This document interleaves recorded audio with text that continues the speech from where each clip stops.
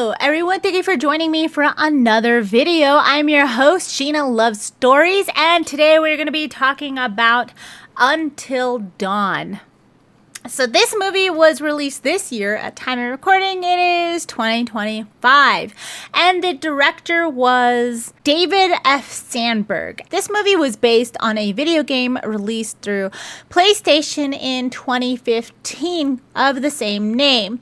The video game was a choose-your-own-adventure type horror survival game that used psychological testing throughout the game to make the game more scary, a more customized horror game experience, which was awesome. I loved the game. It was great. I platinumed it. It's one of my first platinums.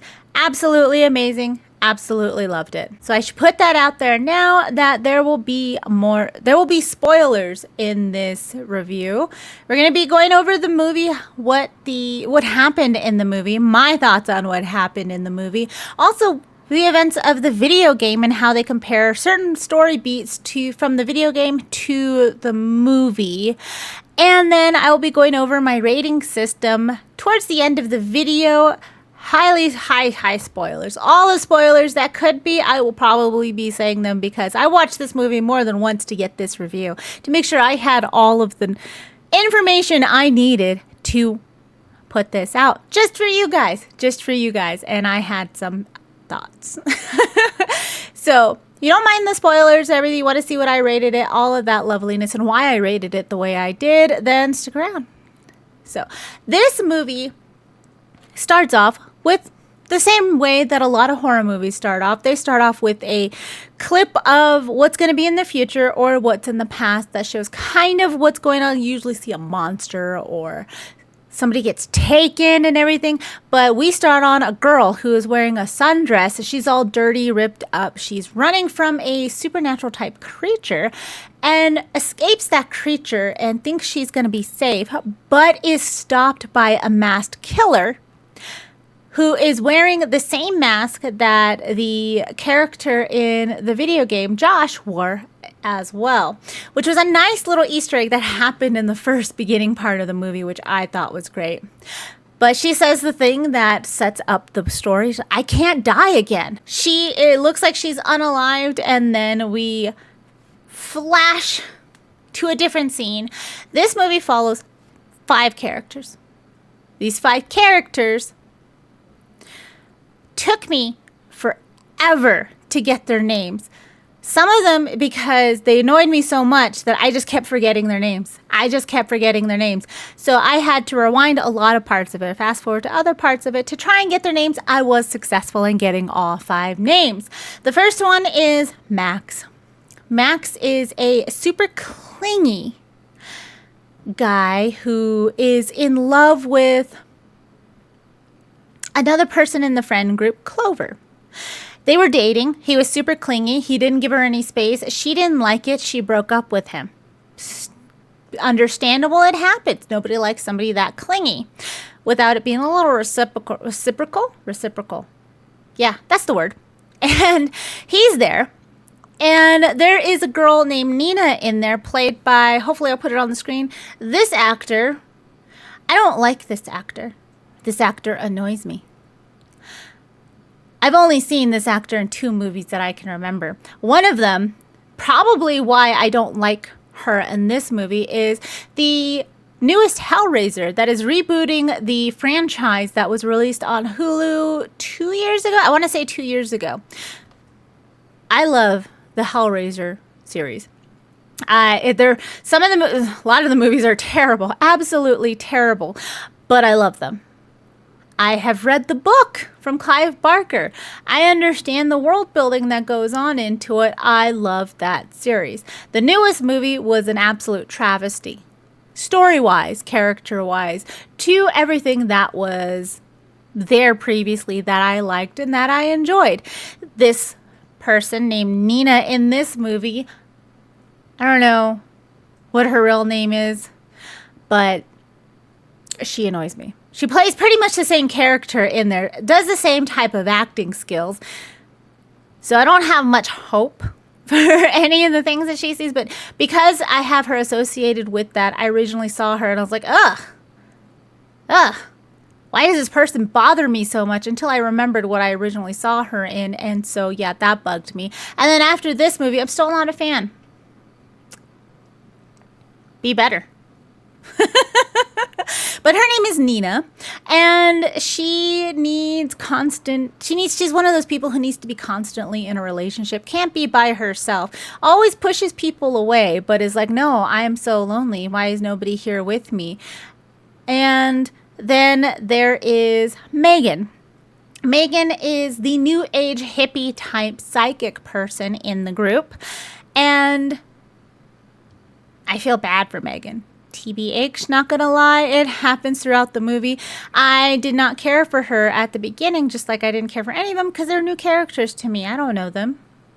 And going throughout the movie, I felt really bad for Megan. Megan should get a better friend group. And then there's Clover. Clover's sister went missing about a year ago. They had this huge fight, this huge falling out after their mother died, and she hasn't seen her sister since. So she is looking for her, and they decided to take a road trip to retrace Clover's sister, her name's Melanie's last steps, to figure out what happened to her. And while the rest of her friend group is trying to help her move on, to get some closure, Clover is hoping to find her sister. She's hoping that she will see her sister, that she will find her and know what happened to her. And so that's why she is there. She also went into a major depressive episode, fell into deep depression after she had this argument with her sister, and then her sister went missing afterwards. She tried to unalive herself twice in the past year. So that's why they're doing this road trip, because they think this is the healthiest thing they could possibly do for her. Nina, the annoying girl, is just like, no, that's how we work through things. We go through fucked up shit together. I'm like, no, that's not how you go through things. You need to be able to process these emotions and to work through them. That's an adult thing to do. But these are, well, legally adults, are all college students. And the fifth person, the other person I felt so bad for, was Abe. Abe is a psych major who is doing what new psych majors do. If you guys ever been around a college student who wants to be a psychologist, psychiatrist, or took an introduction to psych or abnormal psych. They try to psychoanalyze things, but they don't really know anything, but they try. And it's annoying after a while. He's one of those people. He is also Nina's boyfriend. He had no idea what they would be doing on this road trip because the friend group lied to him.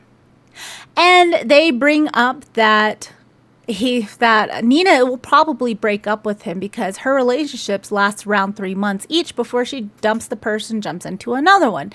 And he's kind of easygoing. Even after he realizes they lied to him, he's just like, I just want to say, like, that's really messed up that you lied to me.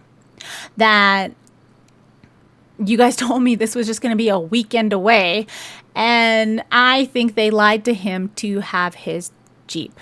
He's the one who's driving. It's his vehicle. I'm pretty sure that none of them have their own vehicles.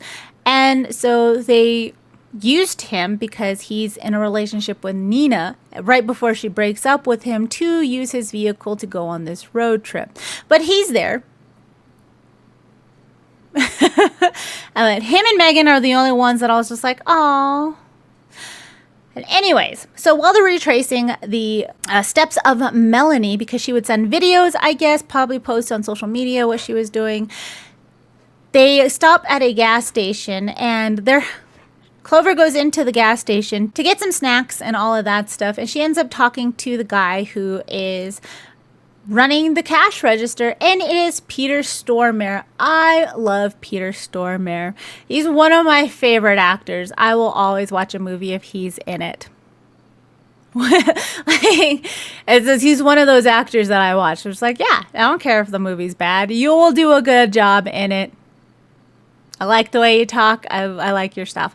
So he is in there, and he is acting as the movie's harbinger, which if you've seen Cabin in the Woods, you know that the harbinger's the person that kind of pushes the group of people who will be going into the horror movie situation, kind of warning them away, but letting them go and assisting in their way to get to the place that will lead to their horror movie experience.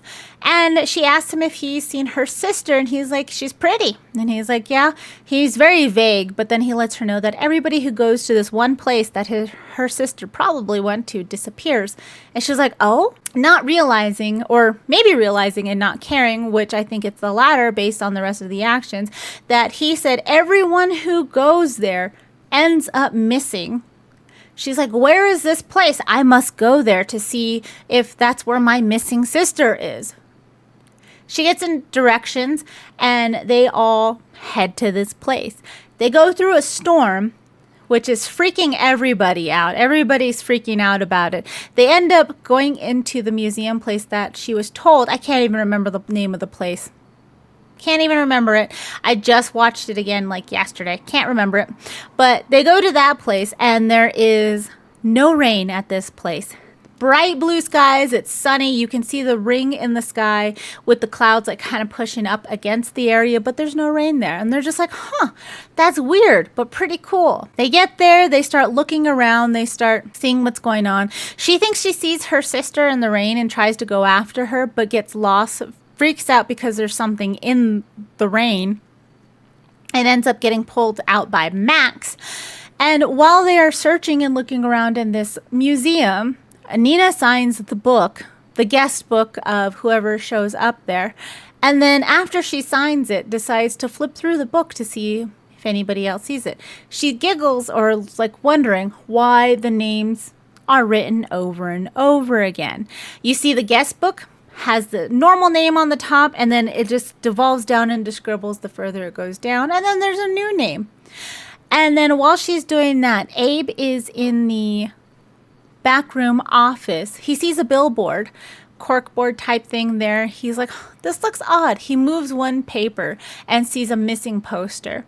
So he starts removing all of the papers and sees all of these missing posters. They don't have any information on them. They just say missing, and they have a picture of a person. The last piece of paper he removes, surprise, reveals Melanie. When it reveals Melanie, you see that time is having a really weird effect in this area. Well, time seems to be moving normally since they got there.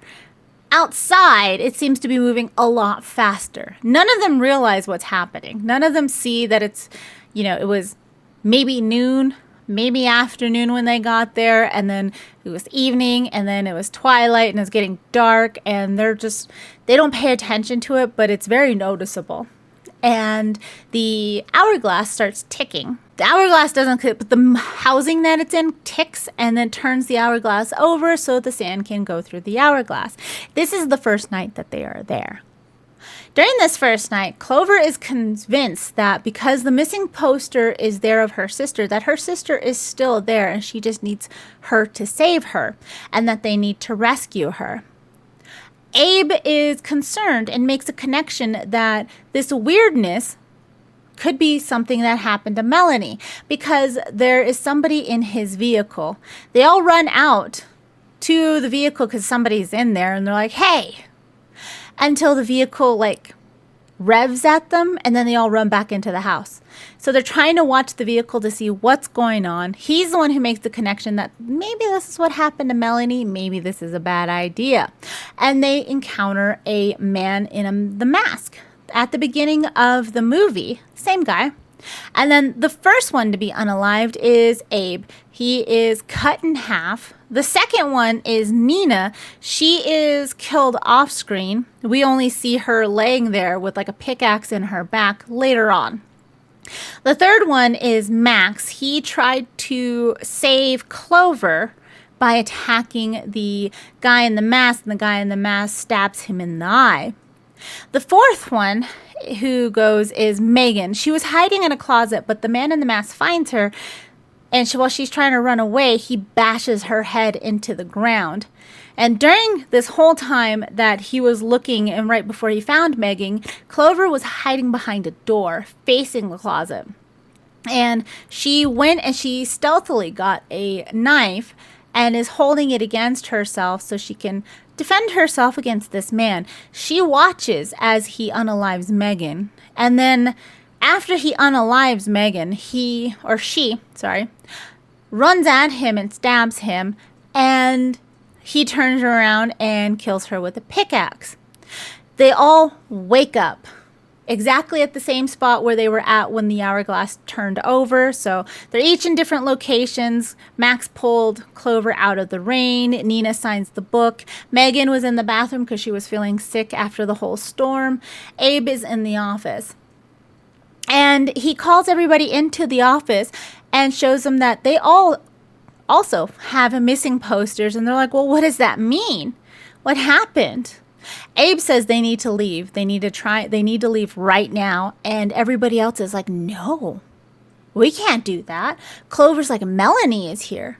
I can't leave Melanie. We're staying. And they start hearing a door slam, and they ended up closing it because nothing is there, but very supernaturally the door starts to slam. And then Megan gets possessed. Megan, during her possession, starts pointing at missing posters. And while she's pointing at the missing posters, she's channeling the voices of those who were missing. And we get to hear little bits and pieces of what's going on. Goes into some lore building, talks about the town. Right after that, Megan looks at them and she's like, don't let it in. Breaks her own neck at the end of the possession, and she is the first to go that night. There's a knock at the door. They all run into the living room and be like, should we open it? Abe tells them, are you crazy? Megan just said don't let it in. But it does the thing that a lot of horror movies, horror novels, horror games, anything related to horror really does, which is the imitation of some loved one's voice outside of an area. It happens very often in a place where somebody is locked into a place and they need to let the thing in. It always uses a loved one's voice to be like, I'm here, help me, or let me in. In this case, it's the voice of Melanie saying, Clover, let me in. There's something coming over here. And it starts to scream. And so Clover opens the door because she's like, Melanie, I need to save her. They tried to stop her from it, but she overpowers them. Anyway, she opens the door, gets pulled out by some supernatural force and slammed into the road.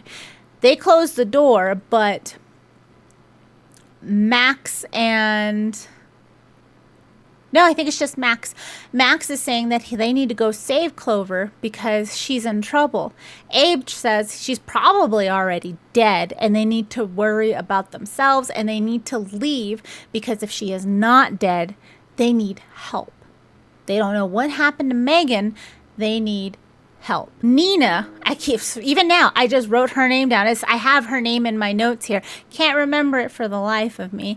Nina tells him, no, we can't leave. We can't leave Clover because we all need to stick together. We'll all be fine if we stick together. Which tells us a lot about this codependency friendship group. Like, they are all really, really needing each other without actually getting anything from each other.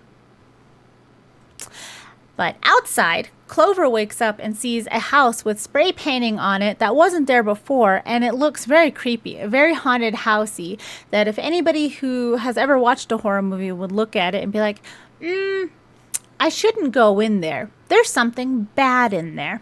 Clover does not think this. She thinks her sister's in there, so she goes into the house. When she goes into the house, she sees an elderly woman with an oxygen tank sitting in front of a TV playing a newscast that is dated and talking about the town that they are in collapsing into the ground due to a mining incident. And she looks around. There's weird porcelain masks all over the place on mannequins. She's trying to look around, and then she ends up getting possessed by the old woman who happens to be like a witch.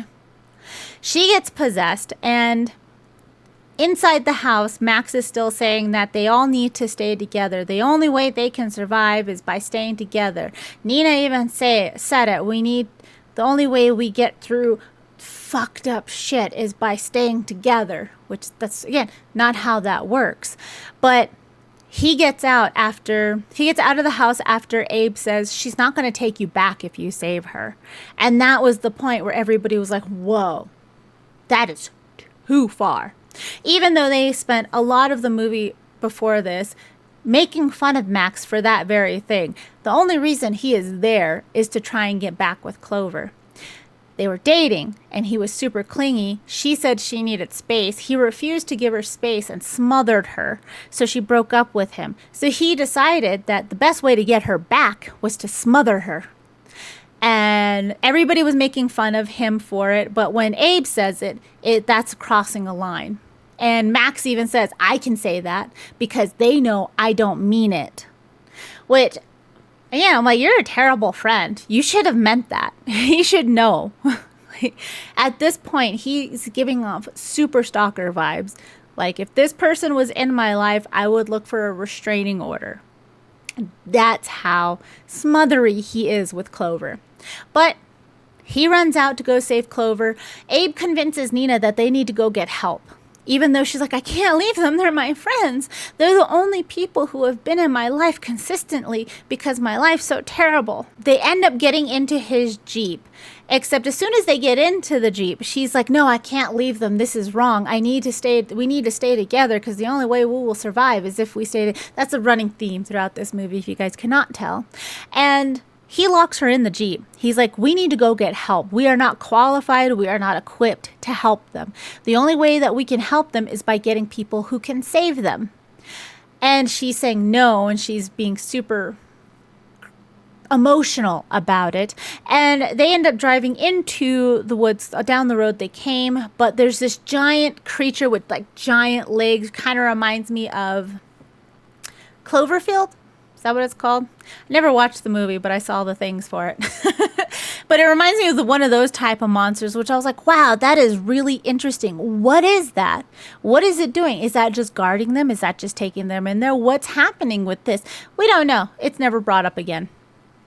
They ended up coming back into the parking lot of the museum that they are in, and that is when Abe gets a pickaxe to the face. He's the second one to go. Nina is the third one by the same masked man and or pickaxe. We don't know. It's off screen. And Max goes into the house. We see a really cool werewolf drawing on the table. Very interesting. The camera spends a few seconds like focusing on it. I was like, dude, are they going to add werewolves into this movie? Are they going to put werewolves as one of the things that they have to fight off? Because that would be so amazing. I love werewolves. That would be so great. But no, it has no bearing on the rest of the movie. They just focused it on it for, whatever reason. Not in there. Nothing added to the story, and that bugged me. But he's in the house, he's investigating, and he gets slashed by Clover. He is the fourth to go. Possessed Clover walks out into the road where she is hit by the car, who is being driven by the man in the mask, and then they wake up again. It is the third night.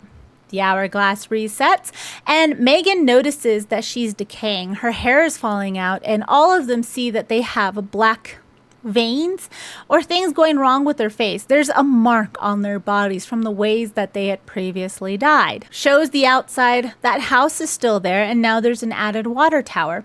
They decide they don't know what they're going to do. They're freaking out a little bit. They're going to hide. So they all decide to go into the bathroom, and they're just in there trying to figure out what's going on.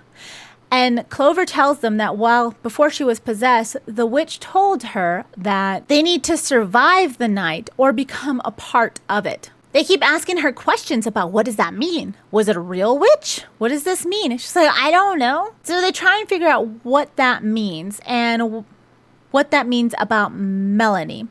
Clover says that no, she is there. She is somewhere around there. They just haven't found her yet, and they can't leave without Melanie because she's obviously still there, alive and healthy, right? While they're trying to discuss what they know and figure out what they do to survive, because they do say the thing. One of the characters like, if we need to survive the night, that means we just need to survive till, pause for 2 seconds, until dawn.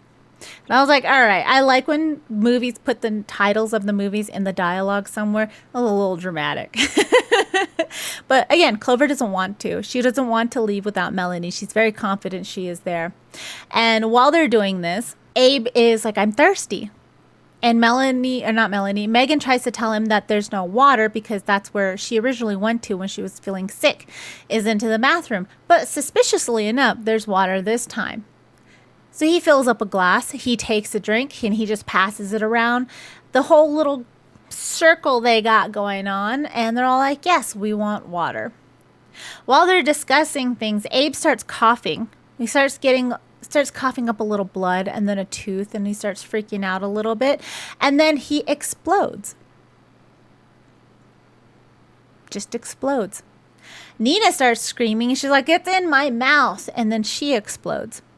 After she explodes, the 3 remaining ones run out of the bathroom, and Megan, poor Megan, I don't know why it's different with her. And this doesn't happen to anybody else throughout the rest of the movie when exploding happens. Her shin explodes. Just her shin. Because obviously that's where the water would have collected, apparently. Her shin explodes. And then she is crawling towards Max and Clover, just screaming. And then her stomach starts to inflate. And while she's screaming. And then her stomach explodes. And she's the 3rd one to go. And I'm just like, man, poor Megan. Poor Megan. And then Clover tells Max that he needs to kill her so that they can start all over again. Because according to the book that Nina has been signing, everybody has way more chances to survive the night. And so she's like, you need to end my life right now so we can start all over. We can start over fresh with all the knowledge we know. We can make a plan and we can do this. And he puts his hands on her throat, but he can't do it. And he starts crying, and then he explodes. After Max explodes, Clover decides she's just going to lay down and die. And as she's laying there, she starts to hear whistling. And then the Harbinger shows up. He shows up and he's walking towards her, and he tells her she can't stay alive if she stays still. She needs to fight. And she's legit goes to him and goes, what? And then explodes. And then it's the 4th night. The hourglass resets, and they decide this time that they're going to look around to see if they can find any information on what's happening to them, why things are happening to them, and what they can do. Megan realizes she is growing new teeth and asks everybody if they are as well. And then they realize that the Harbinger is Dr. Alan Hill. He's a trauma specialist. And Abe says that they need to find weapons. They need to find weapons to be able to protect themselves. Max is like, not everything can be fixed by brute force. We need something like a Bible. And, well, I applaud trying to find a Bible. You know, it's never too late to start reading scriptures. Given that there is a masked stranger with a pickaxe that has killed them all, or most of them twice, and that a weapon would have been handy even against the witch, which they don't know was a witch, but the witch person, weapons would probably be a pretty good thing to have. They don't go to find any of that. Max says he found some tapes, and he's going to put them in to see if they can get any information. He puts in a VHS tape, and for some reason, it's a sex tape. Why? Nobody knows. What is that doing in an evidence bag? Nobody knows. Do we know anything about this or why it was in there? No. It was just there. Why? Just, I don't know. Seems out of place. And then he's like, oh, shoot, I'm sorry. Let me try this one. Which is really odd phrasing of how he did it. But the next tape shows a bunch of experiments that Dr. Hill has in this observation room. He has one of the survivors of the collapse, and the survivor's asking him questions like, what am I doing here, or anything like that. We have Dr. Hill explaining that none of the survivors or travelers, visitors to the place, have survived 13 nights, that the fear starts to consume them, and they start to become Wendigos. I got excited when I heard Wendigos, but then I stopped when I realized what he said about Wendigos. Wendigos were also in the original game, or a Wendigo. I guess depending on how the choices you made. 1 or 2 Wendigos. But Wendigos are from Native American lore. They happen, the most common way that Wendigos can happen is usually in wintertime.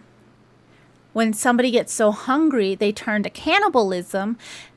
They can be taken over by a spirit and they get more hungry, they get more greedy, they have a hunger that never goes away, and they end up becoming cannibals, which changes them physically. And they become expert hunters. They have super hearing, super vision, super smell, all of that type of stuff, and they start hunting people. And they become these monstrous things that are always hungry. And the video game talks about that and explains that how the person who became a Wendigo, which was one of Josh's sisters, that's how she became a Wendigo. And she's there and she's hunting them along with Josh. But that was in the video game. In this movie, they changed the lore to Wendigos happen because somebody gets so scared in this place that they cannot last and they cannot survive until dawn for 13 days. And Megan makes the connection that that's what they're becoming. That's what they're turning into. That's why they're changing. And she also makes the connection that because Max said that weapons wouldn't work, that they need a Bible, they need something else to handle the supernatural things that are around them, not the practical things that are actually harming them, that it changes what's coming after them changes every night to keep their fear very high. And that's what's contributing to them becoming Wendigos. They realize that the town collapsed into the ground, and that's why they're in this basement, but there's windows. That's because it used to be a first story. And then they open up the front door of this building that's underground. It goes into this tunnel, a cement tunnel that has sounds coming out of it. And they're just like, no, thank you. And they close the door. And after they realize all of this information, Dr. Hill comes and talks to them through the radio, because there's like a CB type radio down in the ground, and he tells them that they can leave, but somebody has to die so the rest can survive. And Abe keeps asking for more information, and they keep getting upset with him for asking for more information. And they're like, what, are you going to die for us? And he's like, well, no, but we need to know more. And they're all really cruel to him until Clover's like, no, he's right. We need information. And they just kind of stop and like, oh, wow, Clover, you're so stunning and brave. You're so right. We need more information. And she tells Dr. Hill that she wants to meet him. And they're like, no, that's not what we agreed to. You shouldn't do that. And she's like, shut up. And Dr. Hill on the radio is saying, sure, let's meet. I may even let you see your sister Melanie. And as soon as she hears that, Clover runs away to try and get out to meet him, because he says, only you, Clover, just you. And Abe blocks the other friend group to let Clover have some time. And then while they're like, why'd you do that? Nina's like slapping at him and everything. Why'd you do that? He's like, I didn't really think she would go. I was like, that's some bull, Abe. You should just tell him she should have gone. But he's just like, no, I didn't think she was really going to go. So they start berating him and they start calling him a coward. They start running out towards the thing, except they don't run straight out the door. They stop to talk because they like to talk. The friend group minus Abe are saying that they need to find her. And that if they can't find her before she dies, that they all need to voluntarily unalive themselves so they can start the next night fresh, strategize, come up with a plan so they can all survive. The theme, I guess. Abe is saying, no, we need to leave. We need to try and survive. And they're arguing with him. Nina walks up behind him and stabs him. and tells Max and Megan to go find Clover. She sits there with Abe. Abe is doing this whole like I'm dying thing, like reaching for her face, and he's like trying to stroke her cheeks, and he's like, you need to survive, Nina. You need to make it. And she's like so cruelly looks at him, gives him like the meanest look. Like she is so done with him caring for her, worrying about her. And she's like, I will survive. But a life without my friends is worse than death. So I'm like, that's stupid. I don't like that narrative. I don't like this that they're doing that. I understand found families are a huge trope right now that's going around, especially in books and things. But this whole little friend group, no, I don't. You guys aren't real people. Anyways, the masked killer comes up and walks to them. Abe is freaking out. He is hyperventilating. He's dying. He's just worried about what's happening. And she looks at the thing. She's like, kill him first. And so he is stabbed by the masked killer. He is the first to go. The second to go is Nina, off screen, of course, which I asked my husband about this because I couldn't figure it out. And I realized this on the last time I watched it. We don't see Nina like die on screen the way we see all the other characters, except for the explosion that happened on the third night. But everybody exploded in that, and it was odd. My husband brought up that maybe it's the actor's like something in her contract that's like, no, you can't do that to her. I thought about that. Like maybe people are getting super demanding in their opportunities lately. And I was like, that could be it. But after watching this movie a few times, I was like, maybe this actor is just unable to act in the way that they needed her to act for the death scenes. So they just cut them out. But I was like, that's odd. It's the only one throughout the whole movie. So it was just weird. Yeah. But this time, again, off screen. And then Max and Megan are trying to chase after Clover. Clover stepped into a bear trap and was being dragged away by something, but then she mysteriously, magically is safe from whatever was dragging her, still caught in the bear trap, but crawling away. And Max and Megan start getting chased by Wendigos. While they're being chased, they are running on this roof that is just like a single pane of glass. And while they're walking on this, Max runs first, and then Megan, while she's running, it starts to crack, and she's like, I can't move. If I move, I'll fall. A Wendigo jumps onto the ceiling, onto her, down into the building beneath, and drags her away. She is the third to go.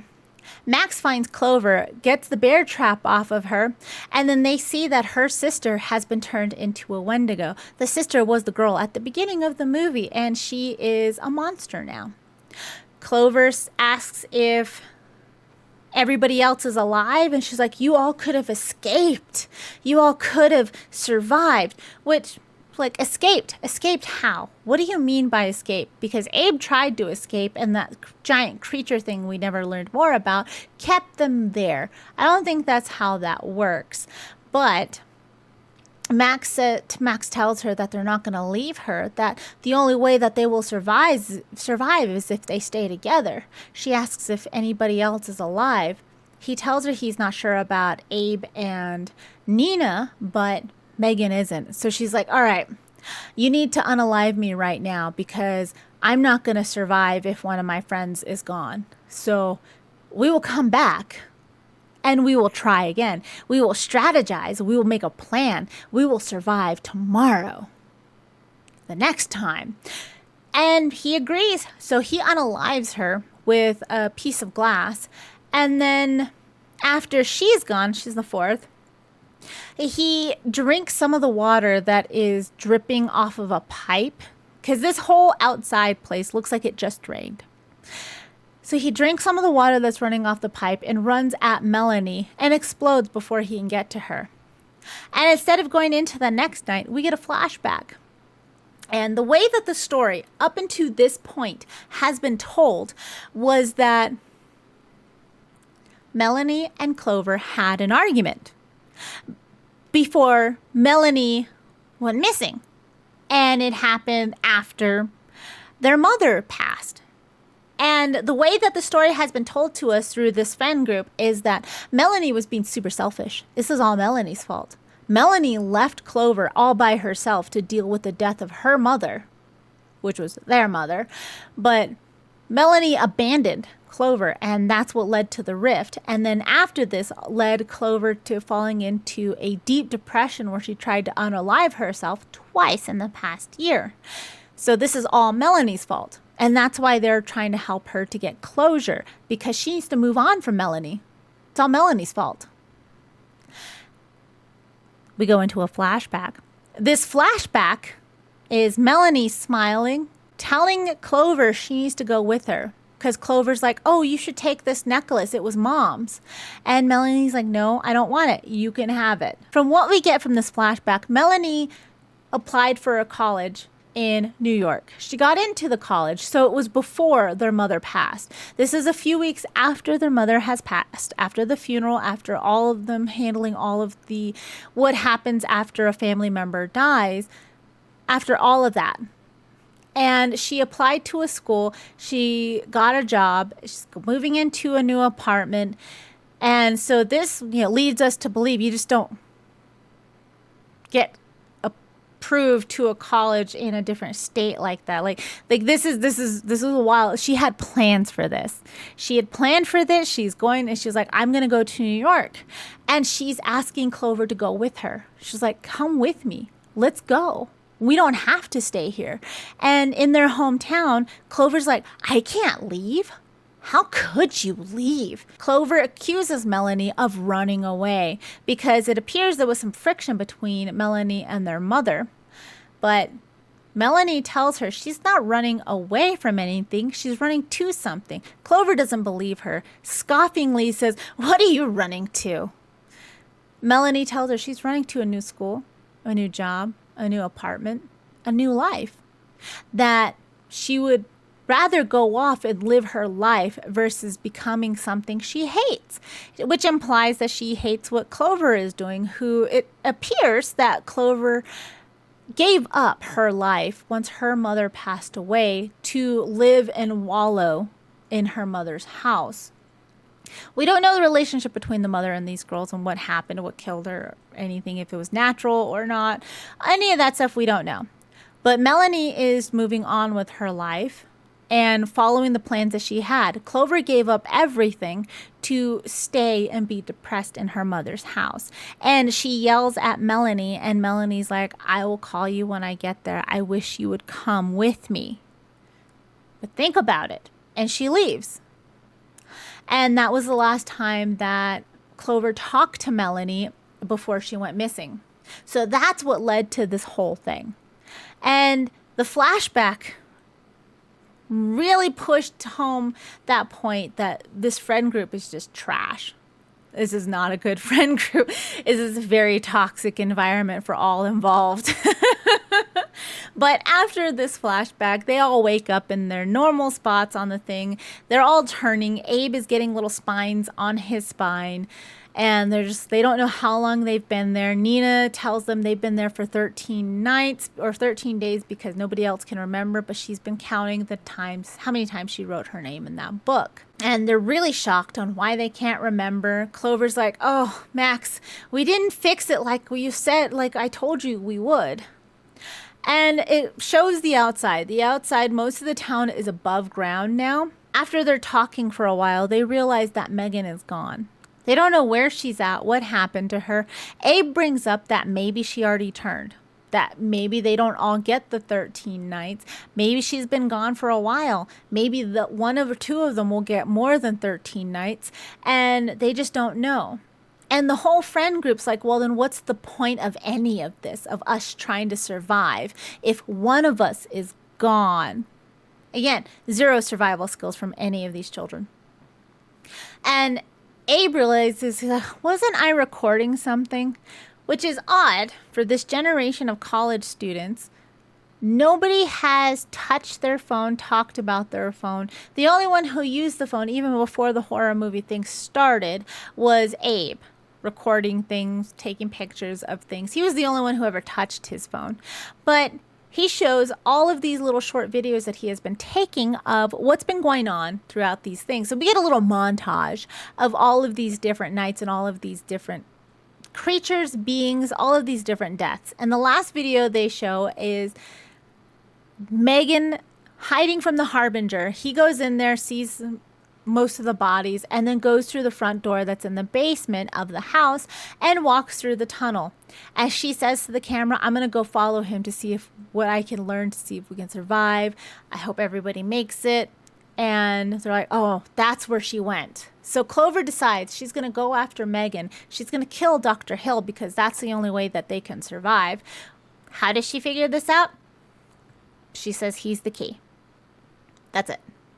And so they all go through the door. After Clover does the whole, like, we can make it speech, you know, on like Deep Blue Sea, where Samuel L. Jackson makes his little speech right before he's eaten by the shark. One of my favorite we can do it speeches, by the way. She does this, but she says all of the cliche things that everybody has been telling her, including in the flashback.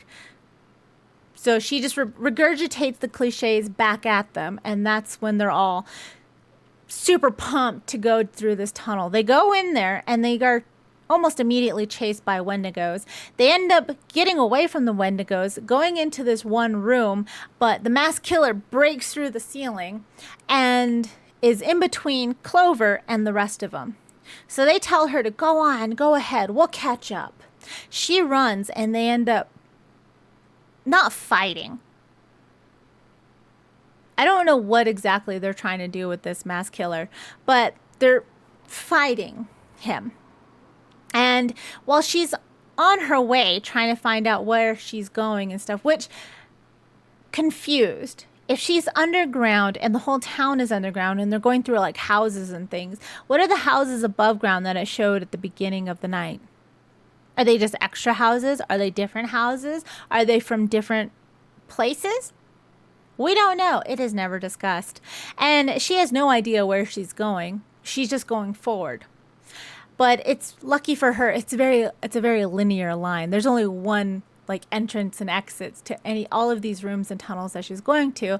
While she's going in, Melanie, the Wendigo, attacks her, and she does the thing that I was like, if this works, I'm going to stop this right now and I'm going to chuck something at the wall. If this works, I'm going to be super pissed. Super pissed. Where she stops. She's like, Melanie, it's me. It's Clover, your sister. Don't you remember me? Melanie, I love you.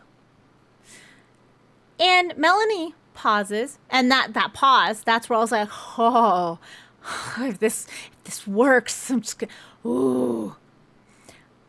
It didn't work. It didn't work, which I was happy about. I was like, all right, whew. Okay, we're going to continue to watch this right now. And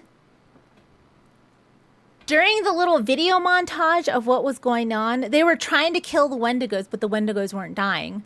Like Max was stabbing one in the face and the head repeatedly, and like, why wouldn't it die? So it makes you feel like there's no way to kill these Wendigos, except Clover runs, grabs Melanie, and they run and they go off of this little ledge and they land on a pipe that goes through Melanie's side, and that kills Melanie. Like, okay, sure. That's consistent. Whatever. It's whatever. We flip back to the rest of the group. They somehow get the masked man on the ground, and it takes all three of them, to lift up a sledgehammer to smush his head. They do. They're all excited, like, yeah, let's go. And then Wendigos start to come in, so they start running. Melanie is hiding from the Wendigos very easily, just right behind a pipe. She covers the flashlight, and they're there, and they go away. As she ends up finding the psychiatric hospital where they were like, this is definitely where Dr. Hill is. She finds it, opens up a door, and is in their observation room. She hears Melanie screaming. She runs to the observation room. Melanie is tied to a chair, and there's a Wendigo that is chained to the wall. And you can see as it's trying to attack Megan. I don't know if I said Megan before. Megan. It's trying to attack Megan. You see the bolt getting loose, and she's like, don't worry, I will save you. I'll be right back. She goes into another room, and she sees there's cameras. There's TVs with camera feeds on them. And these camera feeds show the museum. And she realizes that he has been watching them. As she looks on the desk, and there is a psych profile on her. There's a whole file with her little picture on there and her whole little history and everything. And she's like, what? What? And then Dr. Hill shows up with a cup of coffee. He's like, oh, you're here. And he puts the coffee down right in front of her, just like he's talking to a normal patient, I guess. And when he puts the coffee down, we see that there's a psych file on Josh as well. And I like that they put his 3D rendering instead of the actor's like real face on there. I was like, it looks like they took that right out of the game. That's great. And you see some of the things that it says about him on there. I'm like, yeah, I like that. That's a pretty neat Easter egg. And he tells her that he goes to places that hold trauma. This is just what he does. And people manifest monsters in those places that hold trauma. And he's monologuing a bit. He walks away from the desk while she's kind of freaking out there, and he's just walking back and forth. While he has his back turned to her while he's walking back and forth, she sees that there's water dripping from the ceiling, suspiciously close to his cup of coffee. So she unsneakily, while his back is turned, puts the coffee cup under the drips of water so a couple of drips fall in it, and then pushes it quickly away so he doesn't see that she put water into it. And he's still monologuing. He tells her that people's fear powers the place. That if he brings traumatized people to traumatized places, those things together create terrors. And that she is manifesting monsters here. As she asks the things, she's like, is this all in my head? And he's like, no, this is very real. He's like, but all of these monsters are powered by you. He's like, everybody's scared of a stranger in a mask. And he applauds her for the exploding thing. He was like, that must be because of your self-destructive nature. And he's monologuing a little bit, and he was like, but I did tell you somebody has to die for your friends to survive. And he's like, do you hear them? He's like, they're over there. They're running out of time. And he drinks the water. She very smugly tells him that he's gonna die. And he explodes from drinking the water. And she grabs the keys that are on top of his remains after he exploded, saves Megan just in the nick of time. They lock the Wendigo into the observation room that she was in, and Wendigos are chasing everyone. The other group of 3 are running, and they're being chased by Wendigos. They end up finding the stairs with the door, and they end up getting up and out of the thing.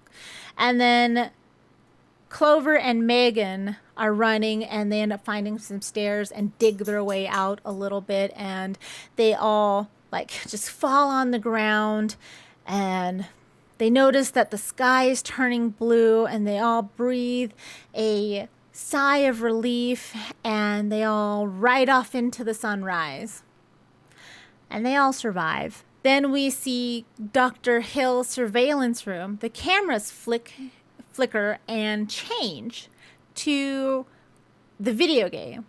The Until Dawn video game. You see the SUV that they come in, the snow, the giant mansion cabin, and he starts giggling. I was like, okay, well, so it's a prequel, is what you're telling me about this. Like, all right. So that was what happened in the movie. I don't know if you can tell, it was not my favorite movie. One of the things that I'm really annoyed with, that I've seen a lot, that is happening so much in modern horror movies, which there's been a few this year that didn't do this, which is nice and refreshing and explains why they are doing really well in the box office versus something like this where nobody dies in horror movies really anymore. It really started bugging me with the new Scream releases.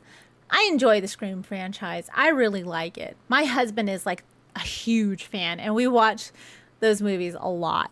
But the new Scream franchise is just, you have that one twin who's always stabbed and everything, but at the end he's always like, I'm alive, being lifted out on a gurney and stuff. I mean, nobody in the actual group dies. And in this movie, I guess Melanie died. You have the people who get transformed into Wendigos. Melanie died as a Wendigo, but like nobody in the core group dies. There's no consequences for any of the actions in these movies, and it's really boring. It's really annoying, and it makes me really not like these characters because most of these characters are not likable to begin with.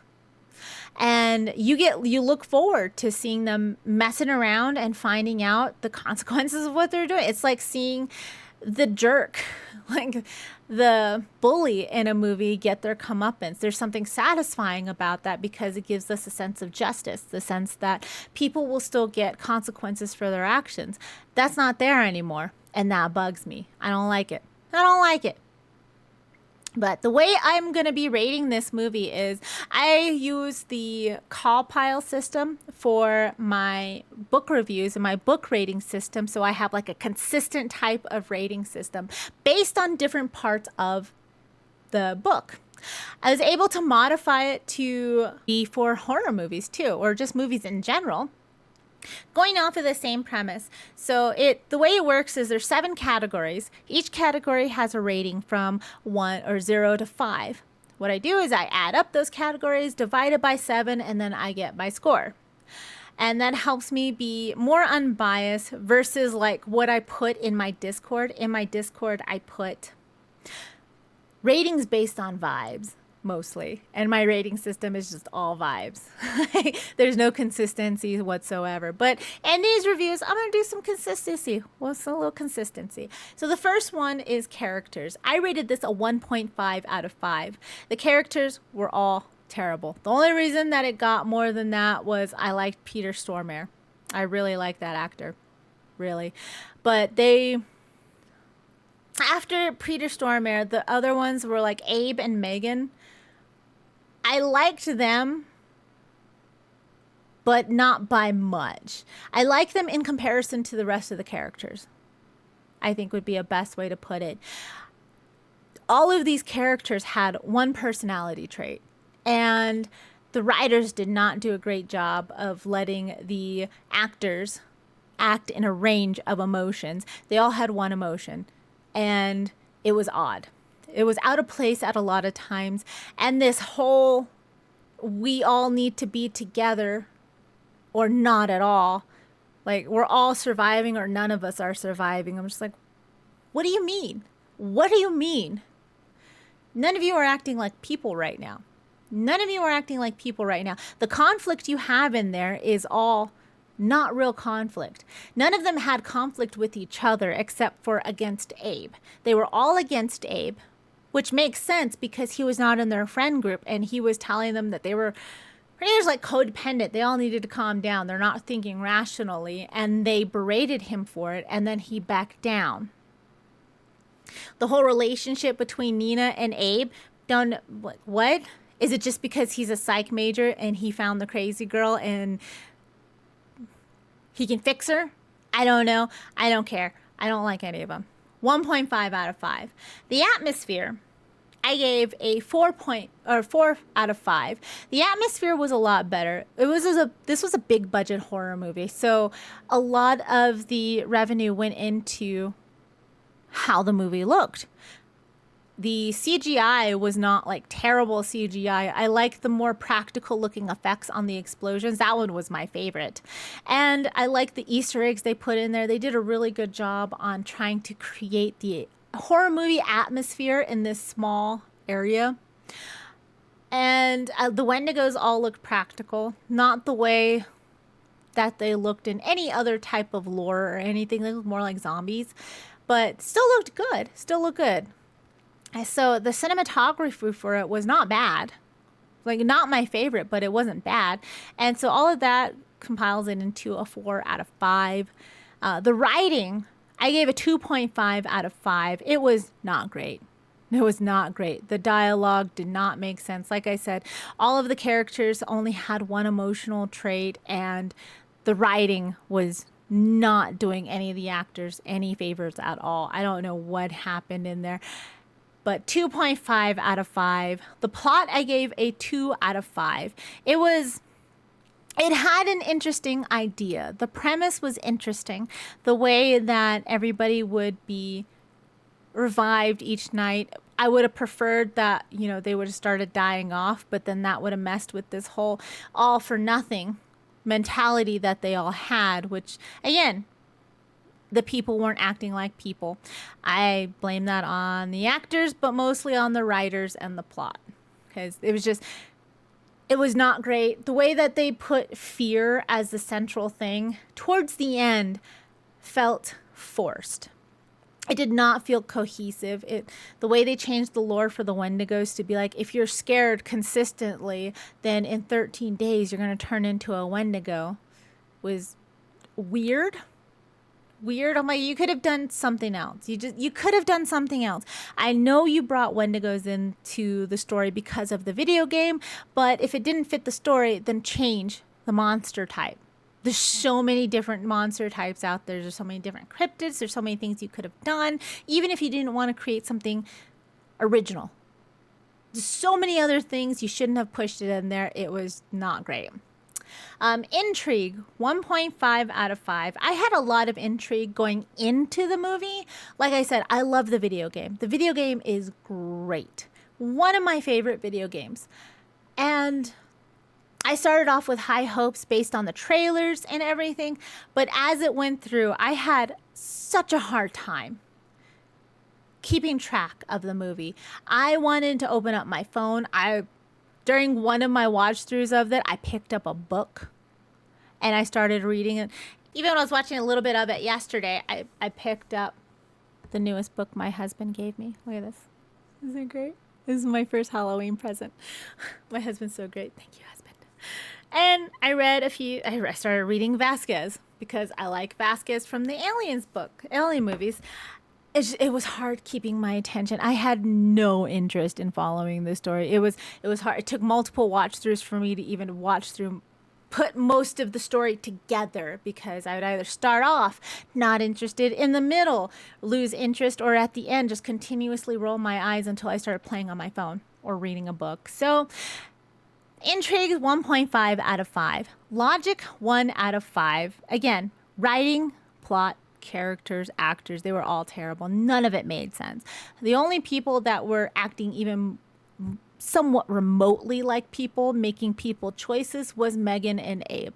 That was it. Like, that was it. And Melanie in the flashback. Like, no, it makes sense on what you're saying. That's a healthy thing to do. Yeah, it was terrible. 1 out of 5. And enjoyment, 1 out of 5. This was going to be a 0. TBH, not going to lie. But it had Peter Stormare in it. So I gave it a 1. Like I said, I enjoy Peter Stormare's performance. And just about it, there's not something I can think of right now that I watched him in that I did not care for at all. I did not enjoy in the least bit. But I enjoyed his performance in it. 1 out of 5. The writers hamstrung him. He wasn't utilized the way he could have been, but he was still in there and he still did as best as he could with the material he was given. So after all of this, the calculations came out to a total of 1.2 out of 5. And I'm rounding that down to a 1 out of 5 because I don't think Letterboxd does quarters. Yeah, quarters. See, when I rate books, I use Storygraph. So Storygraph does a 1 or a 1.5 out of 5. They do quarters, or 1.25 out of 5. Like, oh, they do the quarter parts of it, not just the halves part. If Letterboxd does that, then I will put it to 1.25. If not, then it'll stay a 1. because I will hopefully never watch this movie again. And I hope you enjoyed this. I hope you guys enjoyed this. I hope that this video works out well. Come on, OBS. Please work. I record with OBS, and this is my second time recording this tonight, so I hope it works well. Thank you guys so much for hanging out with me. I hope you guys have an amazing day, night, afternoon, whatever it is where you are. If you guys would like me to watch a horror movie or a movie in general, I know I have a request for Twisters, and I will be doing that one next. But if you guys want to hear my opinions on anything else, definitely let me know down in the comments. If not, you're just gonna have to deal with whatever I feel like making a video on, which hopefully will be a little bit more. Do a little bit more book reviews, a little bit more movie reviews. I know that I haven't been doing that as much, but I'm gonna try and get back into the swing of it. Thank you guys so much for hanging out with me. Don't forget to do all of the YouTube things, like, subscribe, all of that stuff. I have all the links in the description below for the trailer for this movie, for the IMDb, and the Just Watch. If you guys feel like watching it, use Just Watch so you can see where it's streaming, and hopefully you have that. I wouldn't pay for it, but if you like it, maybe you would. I don't know. Everybody's got different tastes. But thank you guys so much for hanging out with me. I hope you guys have an awesome time, and I'll talk to you guys soon. Bye.